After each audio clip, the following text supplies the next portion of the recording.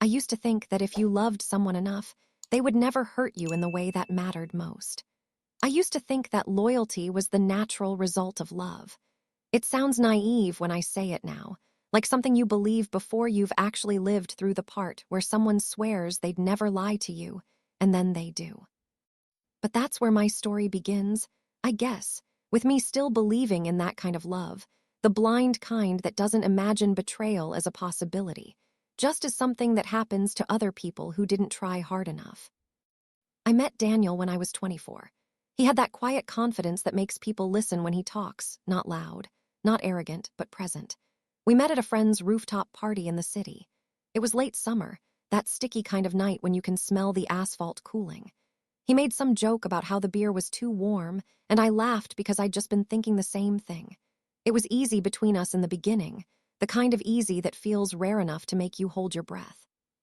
He asked for my number, and I spent the next week checking my phone too often, pretending not to care when he finally texted. We fell fast. I think people our age do that. We mistake intensity for destiny.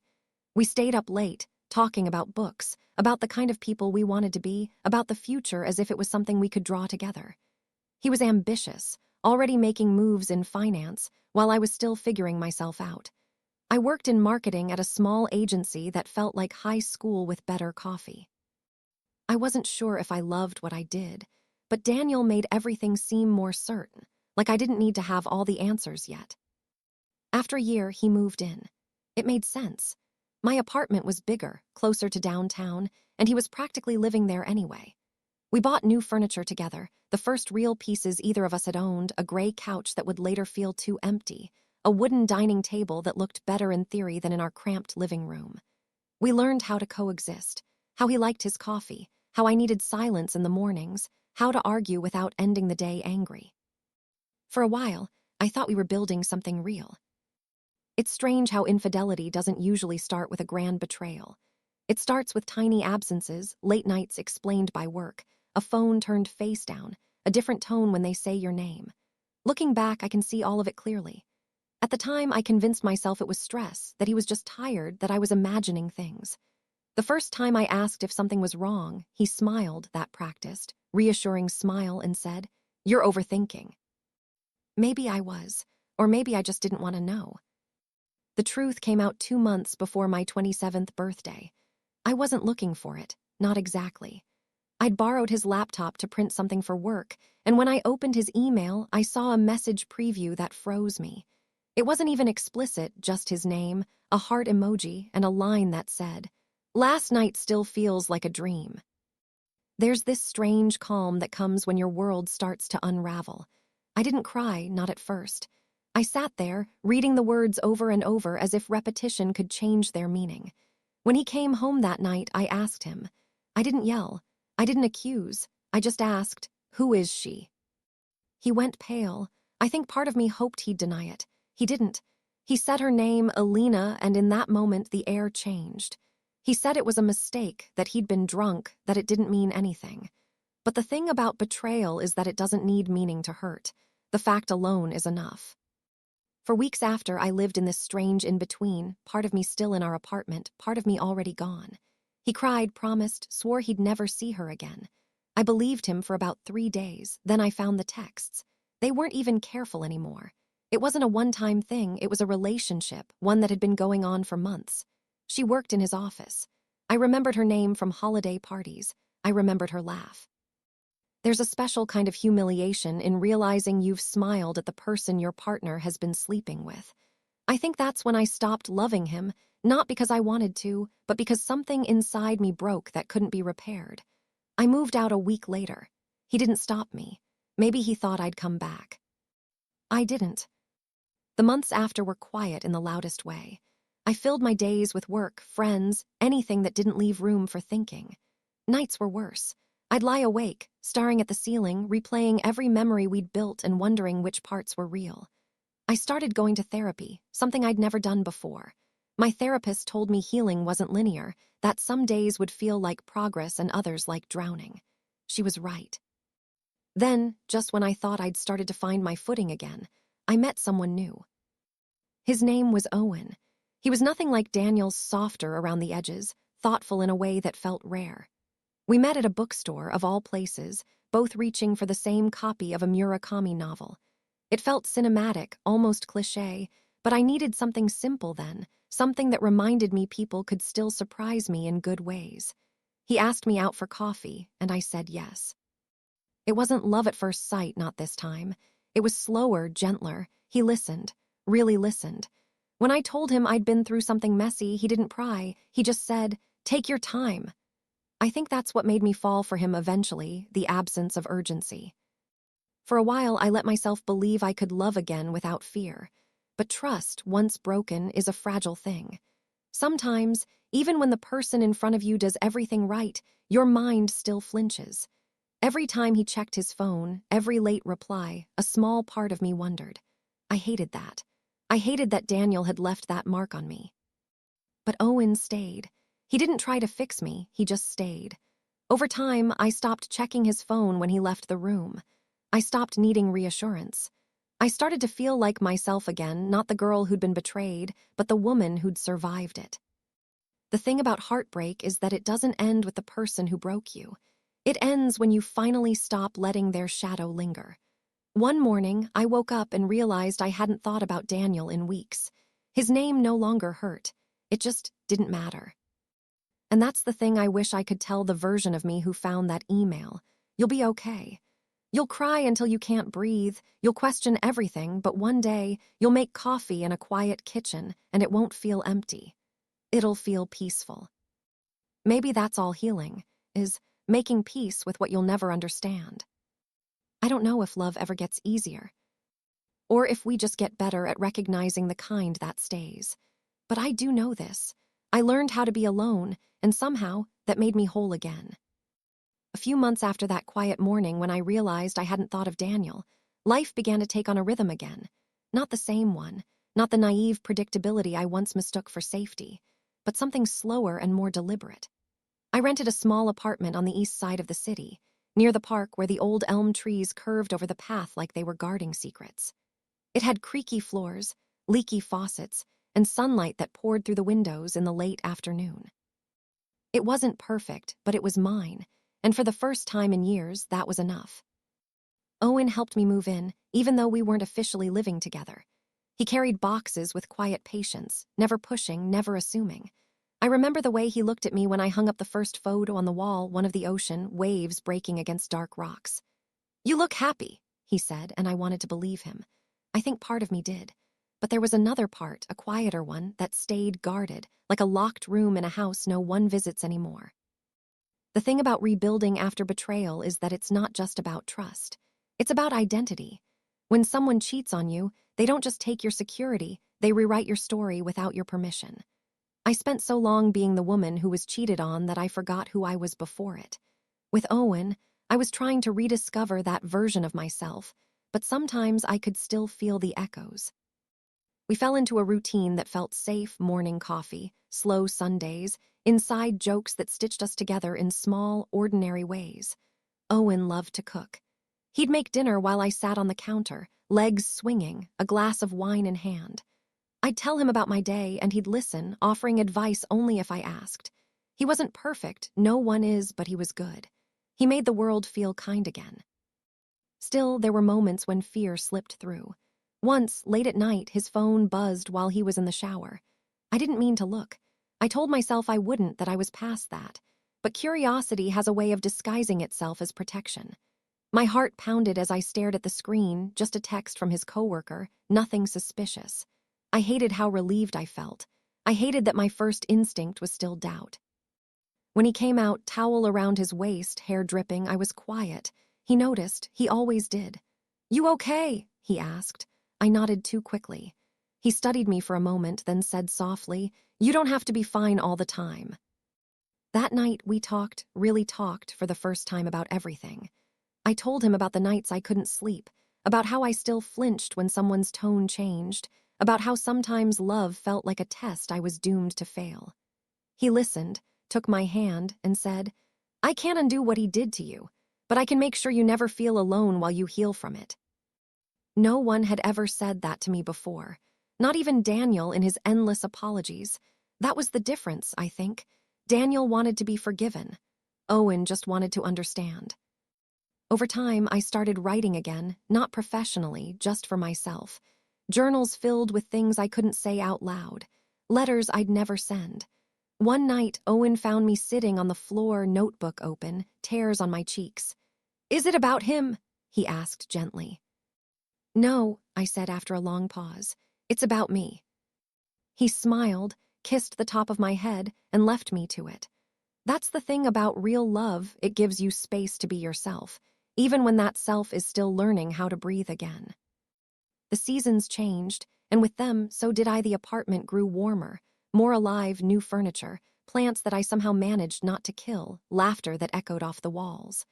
I started seeing my friends again, not just out of obligation, but because I wanted to. I stopped checking Daniel's social media months ago.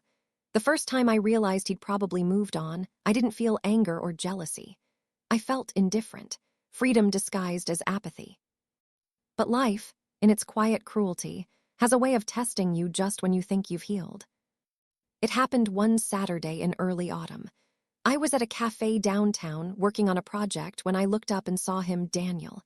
He was standing in line, looking almost exactly the same, except maybe a little older, a little more tired. And beside him was a woman, not Alina, someone else. They were holding hands. For a second, my chest tightened. Not because I wanted him back, I didn't, but because there's something surreal about seeing the person who once broke you acting like none of it happened. He didn't see me at first, but when he did, our eyes met. He froze, coffee halfway to his lips. Then he smiled. The polite kind. The kind you give to an old coworker. He walked over, said my name, and for a moment it was like hearing it from a stranger. We talked awkwardly, like people who shared a past they didn't know how to acknowledge. He apologized again, unprompted. Said he'd never stopped feeling guilty. I believed him. Not because I wanted to, but because his voice cracked when he said it. I told him I forgave him, and I meant it. He left, and I sat there for a long time, staring at the foam in my coffee.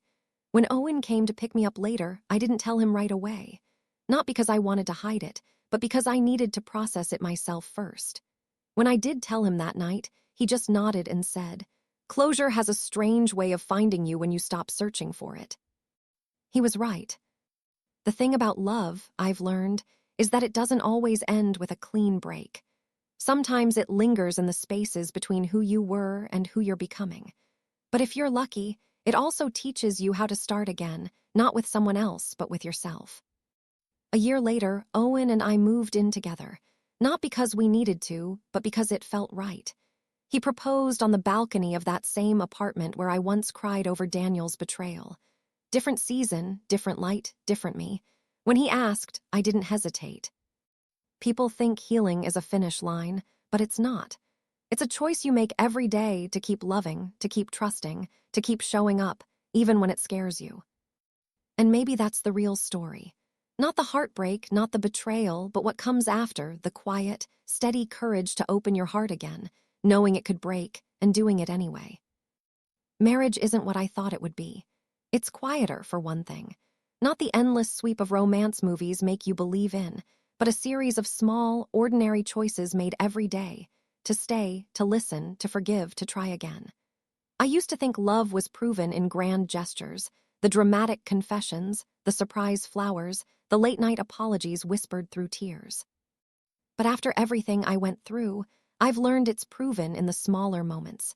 The mornings when you're both half awake and still choose to reach for each other. The evenings when the conversation runs out, but the silence feels safe. Owen and I married in late spring, in a tiny ceremony under an oak tree at a park near the river. Just family, a few friends, the kind of sunlight that feels like it belongs to new beginnings. I remember standing there, looking at him, and feeling both gratitude and fear. Gratitude because he was kind and real and steady. Fear because I knew more than most how fragile love can be. You can't unknow what you've already lived through. You can only hope it doesn't repeat itself. At first, marriage felt like an extension of what we already had. We traveled, learned each other's habits more intimately, merged our lives into one rhythm. He was good at making me laugh, even on days when work drained me. I was good at grounding him when his anxiety crept in. For a while, we fit like two halves that didn't need to be perfect to belong. But somewhere in that second year, the world started to shift again, not all at once, but slowly, quietly, the way cracks form beneath paint. He was working longer hours. I told myself it was normal. I remembered how dangerous that sentence could be, but still I said it. It's just work. It's just a phase. Then came the nights he'd fall asleep on the couch, phone clutched in his hand. The late messages, the distant look in his eyes when I asked how his day was. My stomach began to twist in that old, familiar way. I wanted to believe we were different, that I was different. But the body remembers what the heart tries to forget. I told myself not to check his phone. I'd learned that lesson, hadn't I? Trust means not needing to know. But one night he left it unlocked on the counter while taking a shower. I walked past it once, twice, 3 times before finally stopping. The screen lit up with a notification, just a name, nothing more. Clara. My chest tightened. I didn't recognize it. I tried to keep walking. I couldn't. I told myself it could be innocent, a coworker, a client. But I also knew how easily innocence blurs into something else. When he came out of the bathroom, towel slung over his shoulder, I asked, "Who's Clara?" He blinked, startled. "What?" "Your phone. A text from someone named Clara." He hesitated for half a second, not long, but long enough. Then he said, "She's just someone from work. We're collaborating on a project." I nodded, pretending that was enough. But my chest felt heavy. It wasn't that I didn't trust him. It was that I didn't trust myself not to fall apart if I was wrong again. The next few weeks were full of quiet tension. He seemed distracted. I grew watchful. Love, when infected by suspicion, becomes something unrecognizable, tender one moment, brittle the next. We still laughed, still cooked dinner together, still went on walks. But under the surface, there was a current pulling us in opposite directions. Then one night it happened. He was in the shower again. His phone lit up. This time the message wasn't vague. It said, "I miss you already." Everything inside me went still. My hands trembled as I read it. I didn't even have to open the thread. The truth was right there, plain as the water running in the bathroom. When he came out, he saw the phone in my hand, saw my face, and stopped. "It's not what you think," he said, voice cracking. But it was exactly what I thought. I didn't yell, I didn't cry. I just felt that strange, familiar numbness spread through me, the one I'd felt years ago with Daniel. The quiet knowing that something had ended, even if the words hadn't been said yet. "Tell me," I said. My voice didn't sound like mine. He sat down, hands in his hair, eyes red. "It was stupid. It's not serious. I don't even know how it happened." "How long?" 2 months. 2 months, long enough to mean something. I wanted to ask why, but I already knew there was no answer that would satisfy me. People cheat for 100 reasons: loneliness, fear, curiosity, selfishness, but none of them undo the damage. He reached for me. I stepped back. The next few days were a blur. We barely spoke. He tried to apologize, to explain, to fix it, but I was somewhere else entirely, watching the rerun of my own life. Different man, same ache. I'd promised myself I'd never be here again. One night he came home to find me packing. He dropped his keys and said, "Please don't do this. We can work through it." "I thought that once before," I said. "I spent years trying to rebuild something from ashes. I can't do it again." He cried. I didn't. My tears had dried up long before that moment, somewhere between the first betrayal and the second chance that became another wound. I moved out the next morning. This time, there was no anger, just a quiet resignation. The air in that apartment felt too heavy, too full of memories that no longer belonged to me. The first night alone, I sat on the balcony of my new place, smaller, emptier, but peaceful. The city buzzed below, indifferent and alive. I thought about how people always tell you heartbreak makes you stronger. But maybe that's not true. Maybe it just makes you softer in strange ways, more aware of your own fragility, more forgiving of others, less certain that anything lasts forever. Over time, I stopped asking why. Some people cheat because they can, some because they're lost, some because they mistake connection for salvation. Whatever Owen's reason, it wasn't mine to carry. I'd spent too many years carrying other people's choices. In therapy, I told my counselor that I felt like I kept living the same story. She said maybe the story wasn't repeating. Maybe I was just being given another chance to end it differently. And maybe she was right. Months passed. The pain dulled. I didn't reach out to Owen, and he didn't reach out to me. Sometimes, when the city was quiet, I thought about him not with bitterness, but with a kind of wistful understanding. He wasn't a villain, just another flawed person who didn't know how to hold love without breaking it. I started writing again. Really writing this time, essays about relationships, about what betrayal does to your sense of self, about the strange, cyclical nature of heartbreak. I posted one online. It went viral. Strangers wrote to me, telling me they saw themselves in my words. For the first time, my pain felt like it had a purpose. And slowly, in the spaces between words, I began to heal.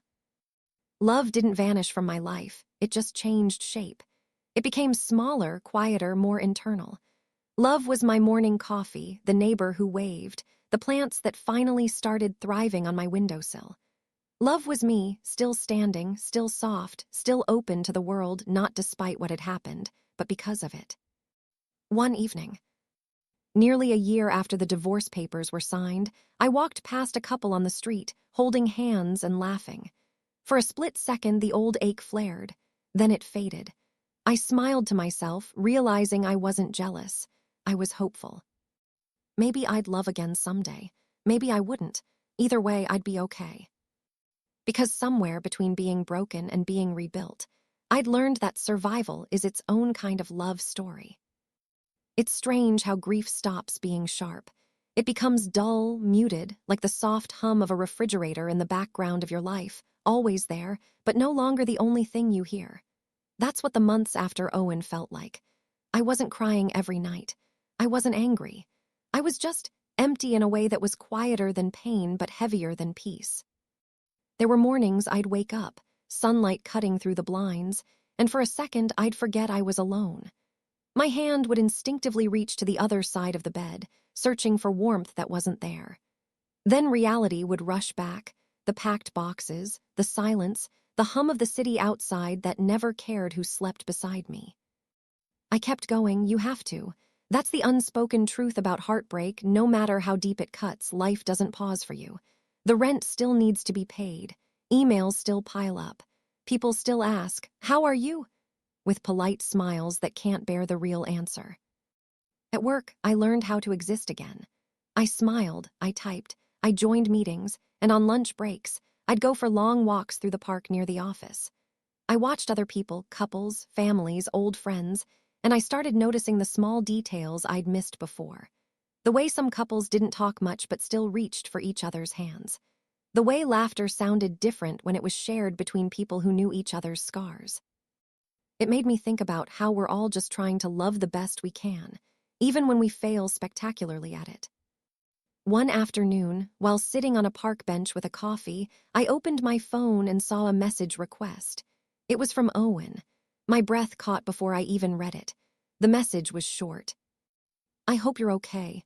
I think about you every day. I'm sorry for everything." No explanations, no excuses, just that. I stared at the words for a long time. My fingers hovered over the keyboard, the old reflex to reply rising like muscle memory. But then I realized I had nothing left to say. Not out of anger, but because I'd already said everything that mattered in silence. So I closed the app, set the phone down, and let the breeze wash over me. That night I dreamed of him. Not the real him, but the version I'd loved, the one who used to trace circles on my hand when we watched movies, the one who made me coffee before work just the way I liked it. In the dream, we were standing in our old apartment, but everything was dim, fading, like a film reel running out of light. I tried to reach for him, but he smiled, shook his head, and whispered, "You can let go now." When I woke up, I cried for the first time in months, not the kind of crying that breaks you, but the kind that cleanses. I think that's when I finally understood what forgiveness actually means. It isn't absolution, it's release. After that, things started to change in small, almost invisible ways. I started taking myself out to dinner. The first time felt awkward. I kept checking my phone like I needed someone to validate my being there. But by the third time, I was savoring it. I'd bring a book, order wine, and watch people around me living their little slices of life.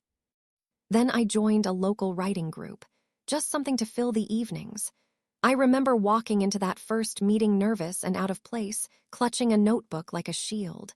And that's where I met him, Ben. He wasn't what you'd call striking. He had a quiet, thoughtful presence, the kind of man who didn't need to fill silence to feel seen. He made one-liners that caught you off guard, the kind of dry humor that sneaks up on you. Over the next few weeks, we talked more about books, work, the ridiculousness of modern dating. He didn't flirt, he listened. And that, somehow, meant more than any grand gesture ever could. One night after class, it started raining, that kind of heavy downpour that makes the city smell alive.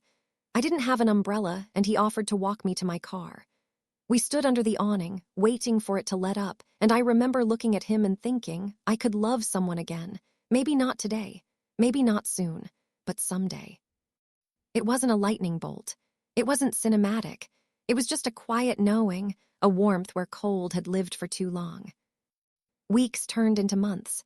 We kept seeing each other, group hangouts, late-night coffees, impromptu bookstore runs. There was no rush, no tension, just this gentle unfolding of trust. He didn't ask about Owen until one evening when we were sitting by the river, watching the lights ripple across the water. He said softly, "You've been hurt before, haven't you?" I looked at him, startled by how tender his tone was. "Yeah," I said, "a couple of times." He nodded, like he understood something without me needing to explain.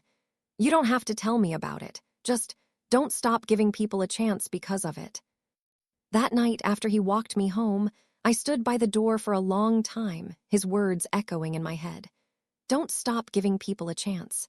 It sounded simple, but it was everything I'd been afraid to do. When he kissed me for the first time, weeks later, it wasn't the kind of kiss that makes you dizzy. It was slow, careful, grounding. The kind that says, "I know you've been broken. I'll be gentle with the pieces." And I think that's what love is supposed to feel like, not fireworks, but warmth. Not rescue, but respect. I don't know what will happen with Ben. Maybe it'll last, maybe it won't. But I've stopped measuring love by its longevity. I measure it by presence, by how seen, safe, and honest I feel. Sometimes I still think about the past, not with longing, but with gratitude. Every heartbreak carved out space in me, even when it felt like destruction. Space that could now be filled with something deeper, truer.